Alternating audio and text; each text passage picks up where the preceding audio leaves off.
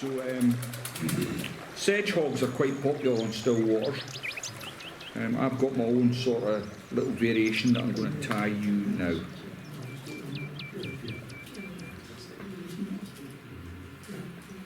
Sometimes you just can't go big enough with dry flies.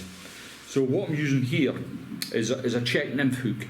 Now it's on a medium wire, and I want it because of the profile of the hook. So the way I want this to fish, this is a perfect profile for it. Now what I like about this is the hook's offset. So sometimes if you've got a hook that's directly in line and a fish takes it and you're a bit sharp with your strike, you'll not hook the fish. You know, it'll have expelled the fly, you've lost it.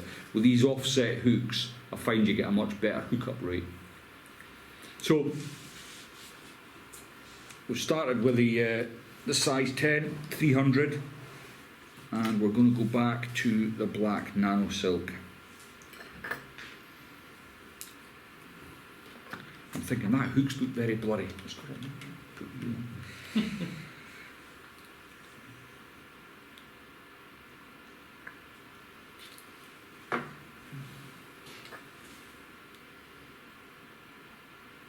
Okay, just caught in behind the eye. I'm going to work my thread down towards just around the bend here.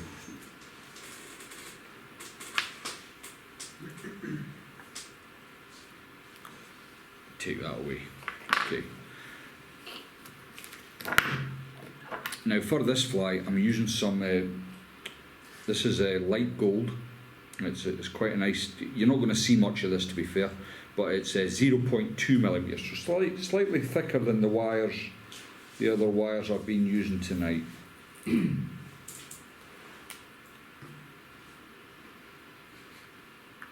I want to catch it up the entire length.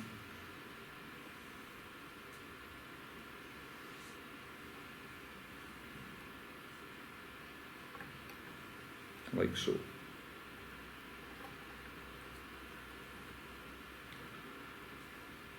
Just tuck that out of the way.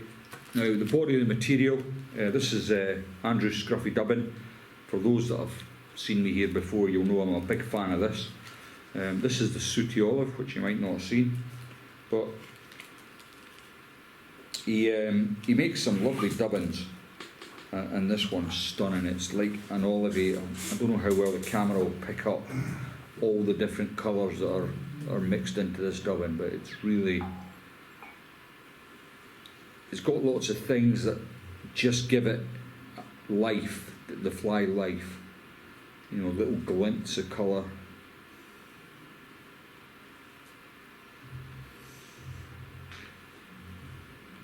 Now I've got a little bit left in my finger. I'm just going to put that to the side. I don't want to lose it.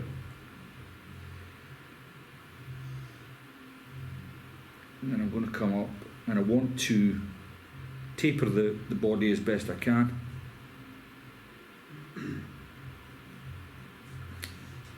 And that's the reason I didn't want to discard that. Just needs a little bit more. I'll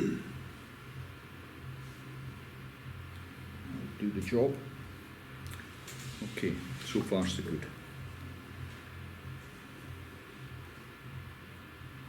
Next I'm going to bring my rib around.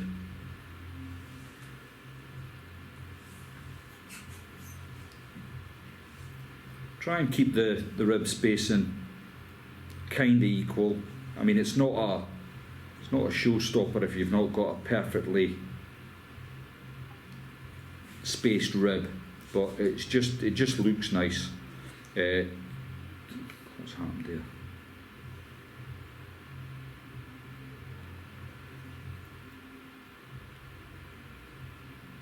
To the angler. The fish don't care.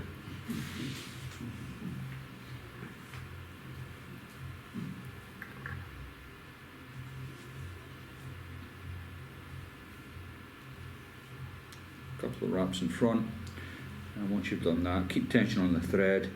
You can just spin that away. Okay, before I go on, I'm going to come in with my dubbing brush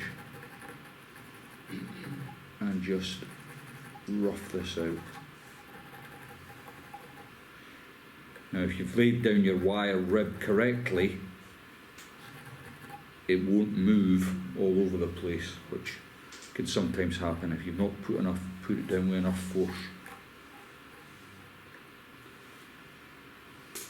Okay, so far so good. I'm going to invert my vise, and this time I'm going to add some green legs. Again, I've been idle and just bought some.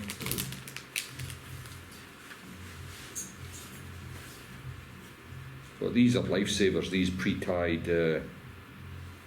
Can't believe I spent all that time teaching my kid to tie these, paying them 2p a go, each feather, that is, like.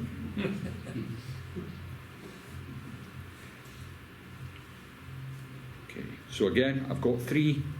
I want either side. See which way I like it. I see a lot of flies, or pictures of flies, should I say, with the legs tied on the top of the fly, and which I never quite understand. You know, why on earth would a terrestrial have its legs above the water? It doesn't make sense to me, does it?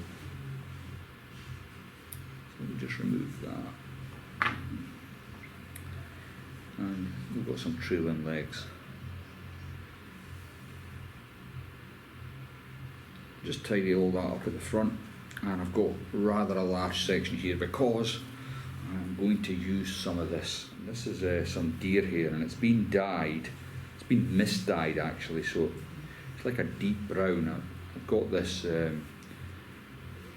seen it on eBay, and there was a bunch of different colours, and they were sold as misdyed materials. And I thought, oh, I'll have them, and I particularly like this one. So what I'm going to do is I'm going to take approximately a centimetre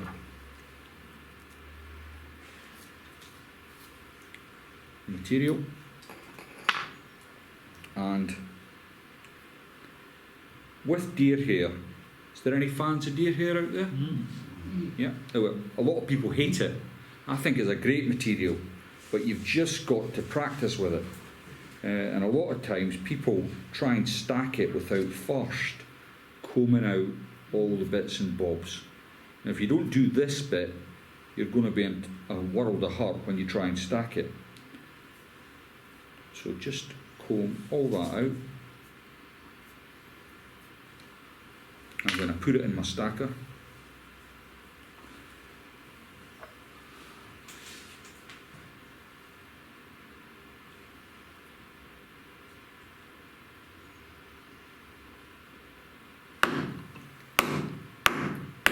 I don't know how many videos I've done and gone, and then it should all marry up at the tips. Oh, look, it's worked. That's unusual. So, imagine I've done it 5 times, because that's what usually happens. Pull it out at the tips, it's all aligned. And you don't get much chance to mess with deer hair. So try and keep swapping hands to a minimal. What I want to do is I want to have the very tips just coming off the back of the shank. I'm going to lay that on. Just check it again. It's a bit like joinery. Measure twice, cut once. Once you've got it into place, you're going to come over in a pinch and loop. And with nano silk, you've got to be very careful. So I want to pull it now to splay it out. And I'm just starting to add a little bit of pressure. Now if you add too much pressure too soon, the nano silk will cut right through it. What I'm doing is coming through my cut ends.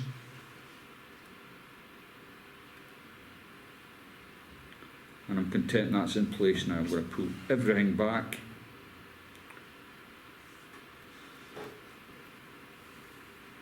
Like so.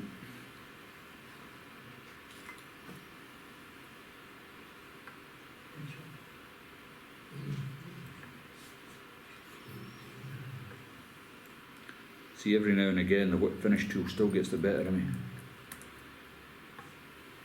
I must admit, when in that sort of situation where I find it really awkward to use the whip finish tool because of all the stuff like deer hair in the way, I still use a little thing into the half inches. Yeah.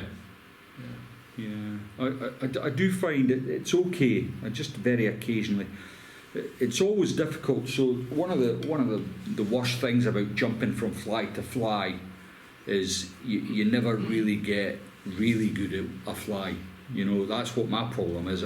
So I'll tie one or two of these and then I'm tying something else, you know. Whereas if I just sat and tied 10 of these, 5 of them will be decent. So what I want to do next with the deer hair is start to trim it. Now there are a couple of ways of doing this. I could trim it right down, but I want to have like a muddler sort of head on this one. So I'm going to just take my time. But what I often like to do is I get rid of all this part at the front. I don't have a muddler head.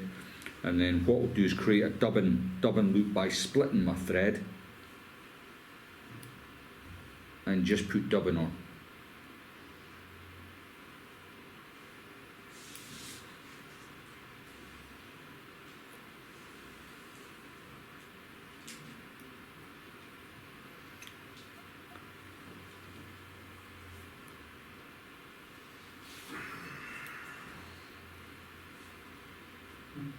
See, the thing, if this was YouTube, you'd just have switched off by now, wouldn't you?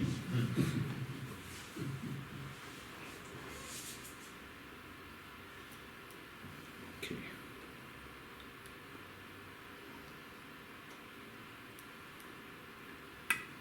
It's getting there. Bear with me.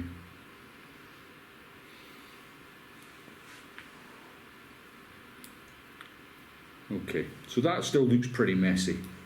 But there's a little trick you can do to tidy that up, and it's involving a lighter. That's alright without stomach alarms. Will I risk it? Okay. And what you do is you just show it the flame, and that tidies up your head. Now that's a little rougher than I like it, but you get the idea. And that you can fish as a team. So I'd fish 3 of these, no bother at all. Makes a lovely wake. You know, if the fish are up and you see them moving, actively feeding, you strip that across them, you're definitely going to get some interest.